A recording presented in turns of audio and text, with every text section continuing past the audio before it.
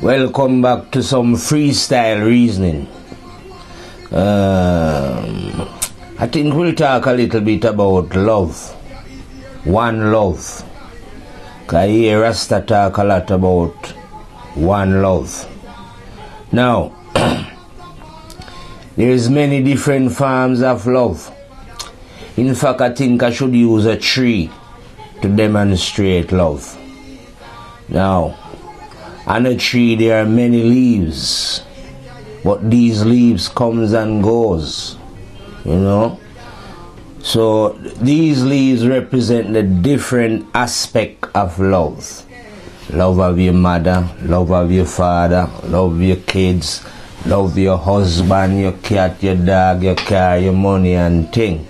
But these loves comes and goes, and they are not one love. One love is a bit deeper than that. So to get an understanding of what one love is, we go to the root of the tree. And here we will find that it is the root that is sustaining the leaves on the tree. So the root represents a deeper love. Now the root is set in the earth. Now the earth is not only contained in that tree, but every other else thing on earth. So the earth represents a deeper love of one love, by loving everything. But the earth itself is contained within the universe. And the universe not only contains the earth, but all other planets. So the universe is representing a deeper love that contains all. And then beyond that love is the love of, well, what I call Rastafari, that contains the whole universe. So Rastafari is the ultimate one love that love it all. This love is beyond color and creeds, male and female, race and kind. This love is like the sun when it shine it for all. And that is the nature of one love, a love that encompasses all. So when you say that you are in love, a man and a woman, and yet you hate the next door neighbor, then you know you're not dealing with love. When you say you are in love and you only love your own kids, then you know that you're only having an aspect of love. When you only love your own kind and your own country, you are only demonstrating an aspect of love. But when you love the one with all your heart and all your mind and all your soul, then you know you have reached one love. You know what I mean? But to reach one love, like I tell you, you have to be innocent, be pure, you know. You have to not believe it, but actually live it. You know what I mean? And that is the nature of what I call one love. Now, skipping on from one love, I want to go over a subject that we discussed the other day. It was about blackness and darkness and all the negative connotation that people have towards the color black. And I also said in that reasoning that a lot of black people was wearing wigs or straightening their hair away from who they naturally are. Now, I'm not saying that black women are consciously going out of their way to look like Europeans or beings with straight hair. But I'm saying that this is being unconsciously done. You understand? Like it's happened over a generation where girls grow up, see their mother straight in the hair. So they just naturally believe that this is the way that they should be. But what I am saying now, that this is not the way you should be. You know what I mean? This is not taking pride in who you are or how your creator create you. if you know what I mean. So this is a time for you to know yourself, whether you are a male or a female. And knowing yourself means you take pride in who you are. And if who you are is a curly hair being, well, you have to take pride in having curly hair, because that is how the Creator created you. You see what I mean? Rastafari. Now, having cleared up that matter, I want to make some other statement again, which is what you would call of a daring kind. Like I've been telling, and there's a reasoning before. These reasoning are not coming from the third dimension, neither are they coming from the fifth or the seventh. These teachings are coming from the ninth dimension. The teaching that I'm telling human being here on earth is the teachings that run the universe in any dimension. I am not only a teacher for beings who are living now in this physical being, but any being that exists anywhere within the universe. You understand? Because these are the teachings of the secret dweller. You understand? That dwell within all human beings. Well, when I say the secret dweller, it will be easy for you to understand if I just tell you that it is conscience. But I am a disciple of conscience. You understand? I have no university education, like I tell you, because I don't study with men. And I study under no master. The only master that I have studied under is the master called conscience. And I'm telling you that that is the superior master, the master of all master. So, the teachings of the ninth dimension, you might find them daring, or you might even think, who are you to say these things? But I am what I am. I'm a creation of the creative energy. Just like any other energy who has set foot upon this world. I mean, this planet. You know what I mean?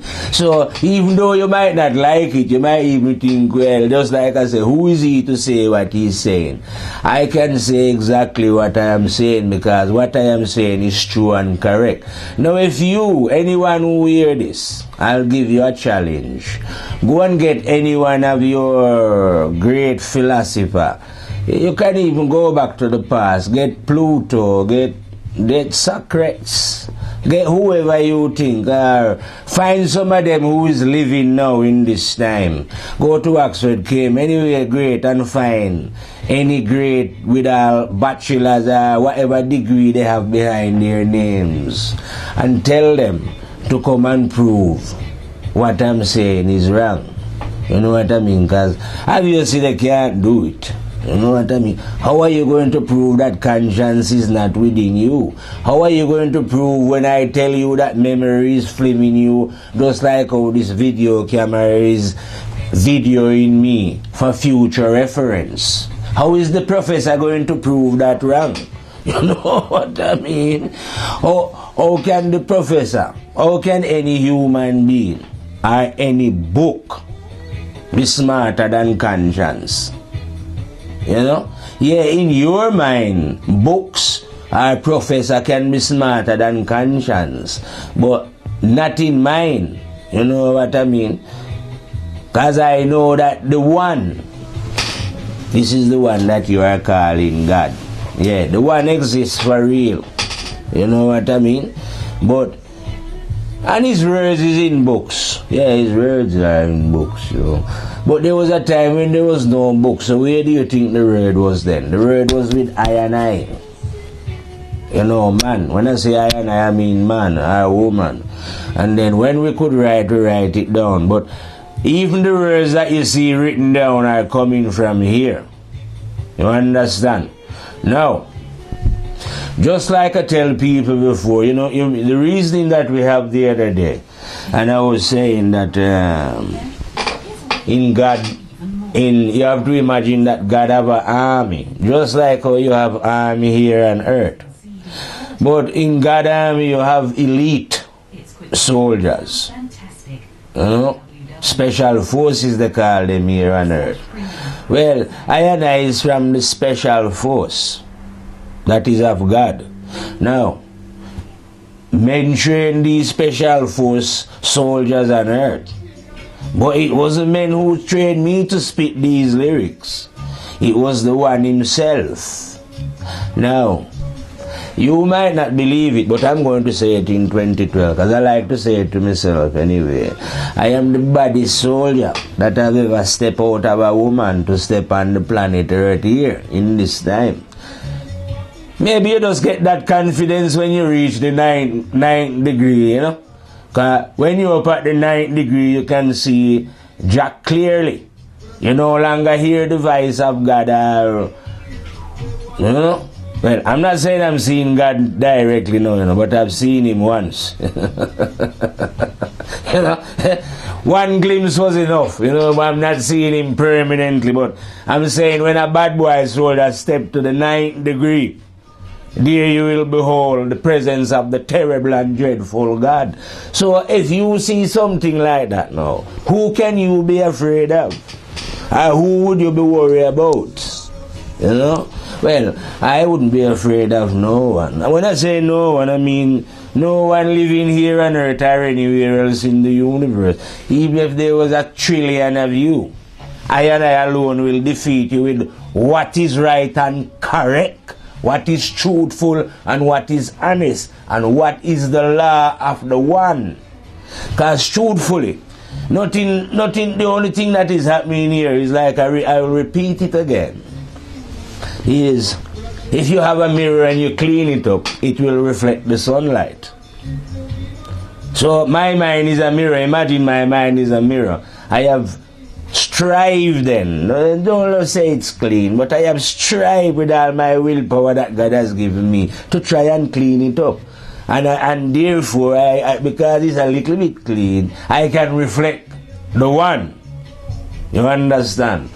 So that's all I'm doing. I am just reflecting the one. A similar story is just like I tell you, if you have a dirty glass, when you throw clean water in it, it will spoil. But if you should clean the glass and throw the water in, the water will stay second. So it's the same process. It's simple. If you clean up your dirty mind, which like I tell you before, what makes the mind dirty is negative behavior, you know, robbing, stealing, hating, prejudice, cheating, lying, sexual weakness. All these are the negativity that make the mind unclean. Now, if you should practice not doing these things, it would be like you are practicing cleaning up, or you are now removing weeds from out of your garden. You understand? When you, at first, like I say, it might be difficult, but if you persist, it becomes natural. You know what I mean? And then you will be able to, well, at least I say, you'll be able to taste God. But first you have to prepare. You know, you can't just wake up and taste God. You know what I mean? You have to be willing to do the discipline, the work. You know what I mean? Could a farmer expect to reap his crop without putting in the effort? You know what I mean? That he have to put into weed and prepare the ground. So if one is going to know God, one have to prepare and one have to be willing to do the work. Now I am the teacher that will teach human being. It's simple. It's not don't get it wrong, it's nothing difficult, you know. It's easy. You know what I mean? God is in simplicity. So it's a simple thing. All you have to do is stop lying and hating and being greedy and selfish and spiteful and wicked. So that is not a difficult thing. Surely, even a little child should be able to understand that. You know what I mean? Once you lay the foundation then, and good discipline, self-discipline, you don't have to worry about the rest. God will just enter you, and you won't even have to listen to a man like me talking, because you will be like a computer. You just log on, and once you log on, you have, every man have, God is one, so you don't have to go anywhere looking for God, This is what I want to tell you, human being. It is a waste of time you climbing up mountain, jumping in Ganges. All what you're doing. It will be more easier if you just understand that God is within you. And listen to the voice of God talking to you. You know what I mean? Because if you don't listen, you ain't going to learn. And this is why the majority of human beings don't learn, because they are not listening to themselves. They are listening to whatever else anybody else is telling them outside. When yourself is the greatest teacher. Can you imagine that? Yourself is the greatest teacher. And don't misunderstand what I'm saying, yourself. I'm on about conscience. Is the greatest teacher. Now if you notice, conscience is not personal, it is impersonal. You understand? So if I utter to you again, just like I tell you the other day, Mario, so the Christian get confused just because Jesus say, I am the way and the light. No one come to the truth unless they come through I and I, the High General. If I should say to you, I am the way and the light, no one come to the truth unless they come through I. I am talking about conscience. Conscience is another name for God. If you don't like that, I am is another name for God. So what Jesus was literally saying, that the light that is in man, which is the I am, is the way and the light and the truth. And no human being in whatever form can know the truth unless this one teach it to them. You understand? Either directly or indirectly. And sooner or later you have to know this one anyway. We'll come indirectly. But this is the supreme one that is dwelling within all human beings. Now, like I'm telling you, this is not a matter of faith or that I believe that this one is in there, or that I am even 100% sure that this one is dwelling within human being. No, I am not 100% sure. I'm actually a couple billion, trillion, zillion % certain. You understand? Because I've told you, I have seen the one. Now, you see how bad that is now, that the human beings say now. Here in the history on earth, the whole history of earth, no human being has ever reported seeing the one. And now here you have a little Rasta man sitting in this time, reporting the fact that yes, I have seen the one.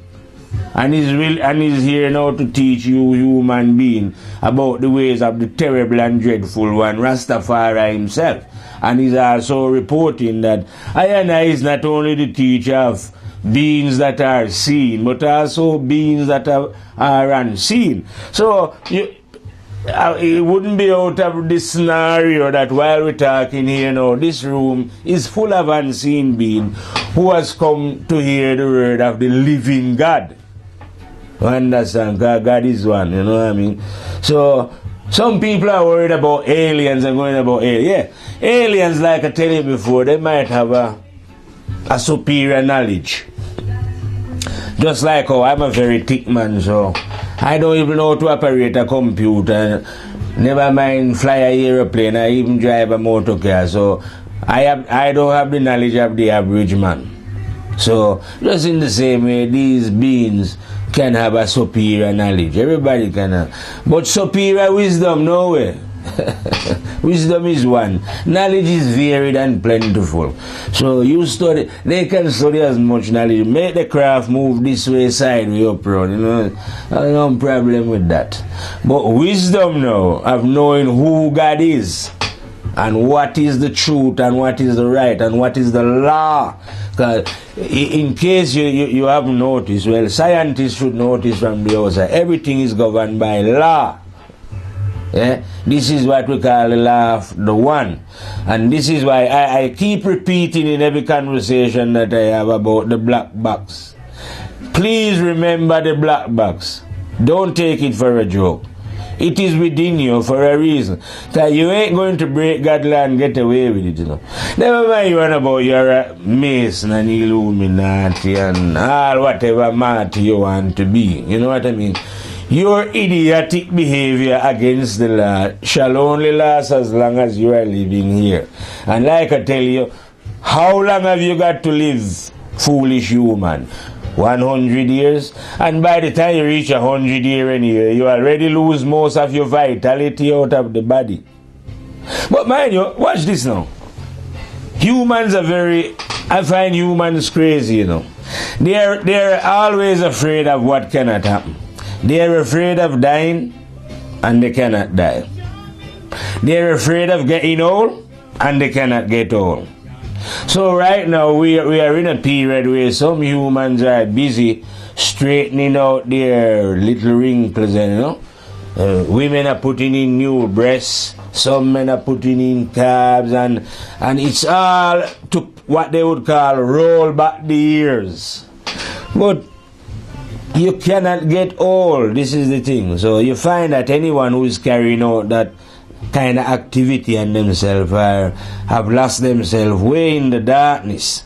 You know what I mean? Because why would you do that to your body? You know what I mean? If you know you cannot get old, why would you want to stretch out and, you know?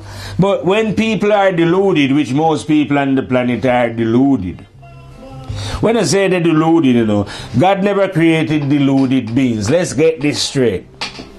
But through a matter of choice, understand, one can choose to be deluded. Sometimes it's not even, well, it's not, at first it was not choice, but later on it becomes one. At first we get it pumping to us, I would say, before we even had a choice to decide for our own self whether what we was receiving from these humans was correct or not. You know what I mean?